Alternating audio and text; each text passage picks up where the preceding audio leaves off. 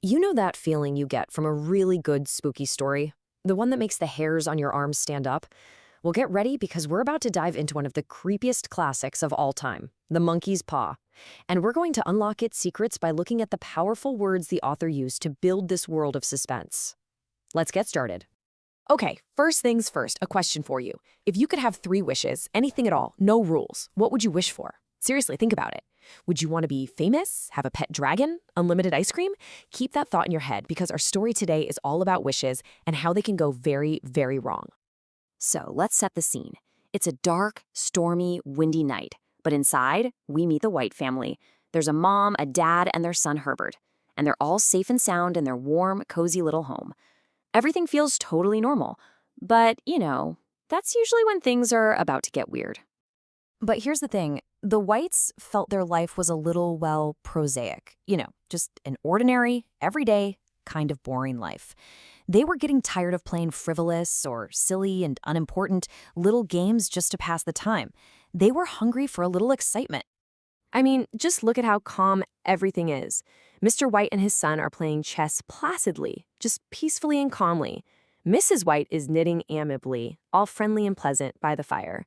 They even have these things called Antimacassars. Yep, that's a real word, which are just little cloths to keep the chairs clean. It's the perfect picture of a safe, normal night. And then, a knock at the door.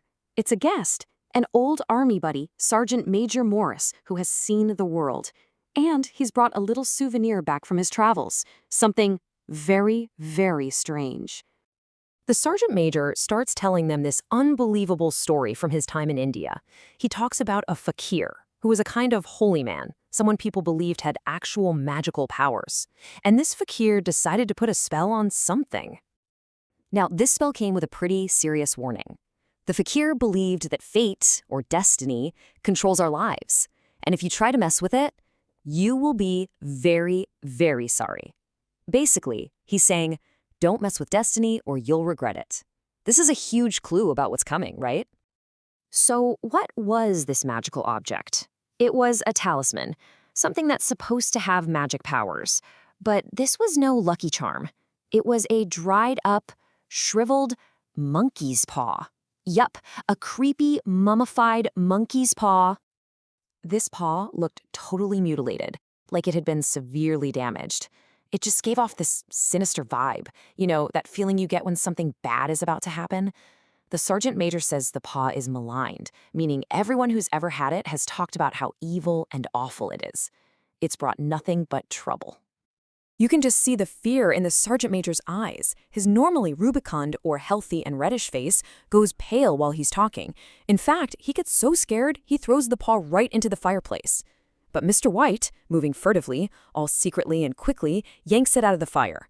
And his son, Herbert, is being totally presumptuous, acting all cocky like he knows better and making jokes about the whole thing. Oh, Herbert. Big mistake. And this, right here, is the moment the story takes a nosedive into darkness. The Sergeant Major leaves, and the family just sits there, staring at this creepy paw. The jokes stop, and a dangerous idea starts to form. What if the story was real? Suddenly, an avaricious feeling, this really intense greed for money, starts to creep in, and their credulity, their willingness to believe this crazy story, just takes over. Forgetting every single warning, Mr. White holds the paw tight and wishes for 200 pounds. The next day, nothing happens. At first. Then, a man in a fancy suit shows up at their door. He's from the factory where their son Herbert works. He tells them there's been a terrible accident. Herbert is gone. And as compensation, the company is giving the family 200 pounds, exactly the amount they wished for. So, they got their money, but it wasn't magic. It was compensation, a payment for suffering the most horrible loss you can imagine. The paw had granted their wish, all right, but in the cruelest, most twisted way possible. The whole atmosphere in the house becomes grave, just heavy, serious, and so sad. The man who brought the news was there condoling with them, trying to express his sympathy. But after he leaves, the parents just fall into this state of apathy, this deep, empty feeling where nothing seems to matter anymore. And as it all sinks in, they are completely aghast. just filled with pure horror and shock. They realize the Sergeant Major wasn't telling some tall tale. The paw is real, and it's pure evil.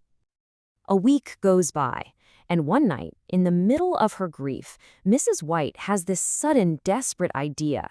They still have 2 wishes left. What if they wished Herbert back? Mrs. White becomes obsessed. She doggedly, with this stubborn, grim persistence, demands that her husband make the wish. Mr. White is terrified.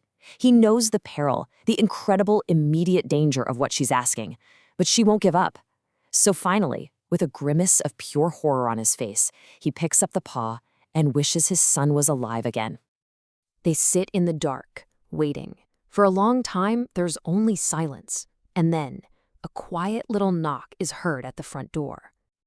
That quiet knock gets a little louder, and then it turns into a terrifying fusillade, like a burst of rapid-fire shots hammering against the door. Something is out there, and it desperately wants to get in. Mr. White is frozen in fear. He suddenly remembers the accident at the factory, how his son's body was mangled by the machines. And he realizes the thing knocking isn't his Herbert. He imagines some kind of simian horror, something twisted and monkey-like, a monster brought back by the cursed paw. So you've got this scene, right? Mrs. White is all excited, fumbling with the locks on the door to let her son in. But Mr. White is on his hands and knees, scrambling in the dark, frantically trying to find that paw. He has one wish left. He finds it. And with a feeling of total resignation, just accepting his terrible fate, he makes his third and final wish, for it to be gone. The banging on the doors stops. Instantly. He watches dubiously with hesitation and fear as his wife finally gets the bolt undone. She swings the door open, and there's nothing there. Just an empty street and a cold, silent night. So, I'll leave you with this final thought. If you knew for a fact that your wish would come true, but in the worst, most horrible way you could imagine, would you still make it? Kind of makes you think twice, doesn't it? Be careful what you wish for.